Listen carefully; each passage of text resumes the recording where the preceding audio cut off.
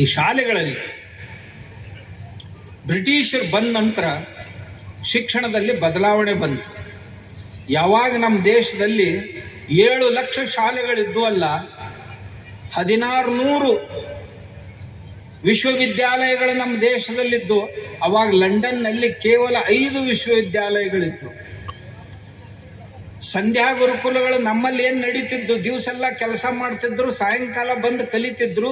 ಈ ಗುರುಕುಲಗಳನ್ನು ನೋಡಿ ಬ್ರಿಟಿಷರು ತಮ್ಮ ಜನರಿಗೆ ಇಂಗ್ಲಿಷ್ ಕಲಿಸುವ ಸಲುವಾಗಿ ಸಂಧ್ಯಾ ಗುರುಕುಲಗಳನ್ನು ಆರಂಭ ಮಾಡಿದರು ಅಂತ ಅವ್ರ ಇತಿಹಾಸದಲ್ಲಿ ಬರುತ್ತೆ. ನಿಂತಂದ್ರೆ ಅವ ಬುಟ್ಟಿ ಹೆಂಗೆ ತುಂಬ್ತಾನ, ಚಕ್ರ ಬುಟ್ಟಿ ಹೆಂಗೆ ಹೋಗಿತಾನೆ, ಇದನ್ನ ಸಹಿತ ನೋಡ್ತಾ ಇರ್ತೀನಿ ನಾನು. ಒಬ್ಬ ರೈತನ ಹೊಲದಾಗ ಹೋದ ಅಂದ್ರೆ ರೈತ ಬಿತ್ತಾನೆ ಹೆಂಗ, ಉತ್ತಾನೆ ಹೆಂಗ, ಬೆಳೆ ಕತ್ತರಿಸ್ತಾನೆ ಹೆಂಗ,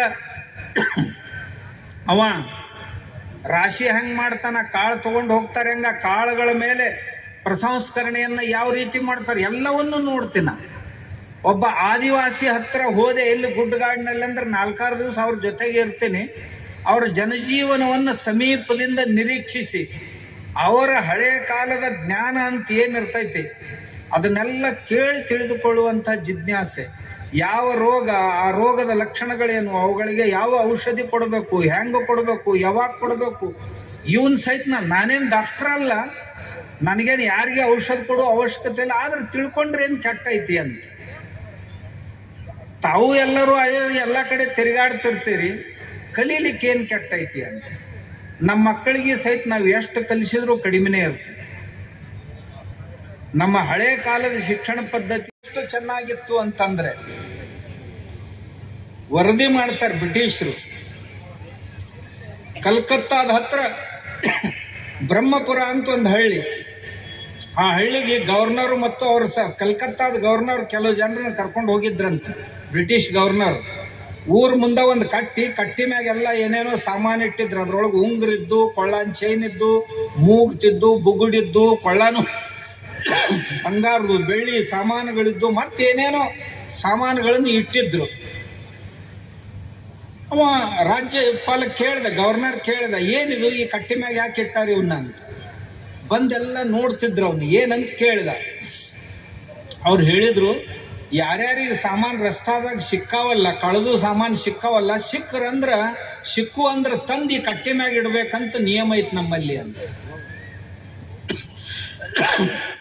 ಚತುಷ್ಷಷ್ಟಿ ಕಲೆಗಳನ್ನು ಕಲಿಸ್ತಿದ್ರಂತ. 14 ವಿದ್ಯೆಗಳು, 64 ಕಲೆಗಳು ಅಂದ್ರೆ ಆಜೀವಿಕೆಗೆ ಬೇಕಾಗುವಂಥ ಬೇರೆ ಬೇರೆ ಸ್ಕಿಲ್ಸು, ಕೌಶಲ್ಯಗಳು. ವಿದ್ಯೆ ಅಂದ್ರೆ ಮನಸ್ಸನ್ನು ತಂಪುಗೊಳಿಸುವಂಥ 14 ವಿದ್ಯೆಗಳು: ಶಿಕ್ಷಾ, ಕಲ್ಪ, ನಿರುಕ್ತ, ಛಂದಸ್ಸು, ವ್ಯಾಕರಣ, ಜ್ಯೋತಿಷ್ಯ, ಋಗ್ವೇದ, ಸಾಮವೇದ, ಅಥರ್ವವೇದ, ಯಜುರ್ವೇದ, ಸಾಂಖ್ಯಶಾಸ್ತ್ರ, ಯೋಗಶಾಸ್ತ್ರ, ವೈಶೇಷಿಕ ಶಾಸ್ತ್ರ, ನ್ಯಾಯಶಾಸ್ತ್ರ, ಪೂರ್ವ ಮೀಮಾಂಸೆ, ಉತ್ತರ ಮೀಮಾಂಸೆ, ಇವೆಲ್ಲವೂ ಮನುಷ್ಯನ ಅಂತರಂಗಕ್ಕೆ ಮುದವನ್ನು ನೀಡುವಂಥ ಶಾಸ್ತ್ರಗಳು, ವಿದ್ಯೆಗಳು. ಅವುಗಳನ್ನು ಕಲಿಸ್ತಿದ್ರಂತ. ಅದರ ಜೊತೆಗೆ ಅಕ್ಕಿ ಕಾಳಿನ ಮ್ಯಾಗ ಸಹಿತ ಅಕ್ಷರ ಬರ್ಯಾಕೆ ಬಂದಿರ್ಬೇಕು ಅಂಥ ಸ್ಕಿಲ್ಲನ್ನು ಕಲಿಸ್ತಿದ್ರಂತ. ಕಲಿಸುವಂಥ ಗುರುಕುಲಗಳು ಬೇರೆ.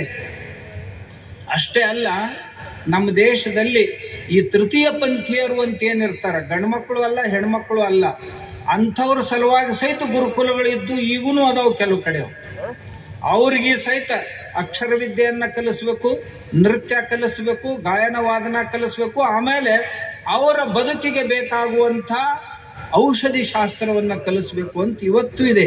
ಪುಣಾದಂಥ ಶಹರಗಳಲ್ಲಿ ಅವ್ರದ್ದು ವೈಶಿಷ್ಟ್ಯ ಏನು ಅಂದ್ರೆ, ಒಬ್ಬ ಗುರುಗಳ ಹತ್ರ 5 ಜನ ಶಿಷ್ಯರಿರ್ಬೇಕು. 5ಕ್ಕಿಂತಲೂ ಹೆಚ್ಚಾದ್ರು ಅಂತಂದ್ರೆ ಅದರೊಳಗೆ ಒಬ್ಬರು ಉರ್ವರಣೆ ಮಾಡಿ ಮತ್ತೆ 2 ವಿದ್ಯಾರ್ಥಿಗಳನ್ನು ಅವ್ರಿಗೆ ಕೊಟ್ಟು ಮತ್ತೊಬ್ಬರದ್ದು ಅವ್ರನ್ನ ಸ್ವತಂತ್ರ ಮಾಡಿಬಿಡೋದು. ಈ ವ್ಯವಸ್ಥೆ ನಮ್ಮಲ್ಲಿ ಇವತ್ತೂ ಐತೆ.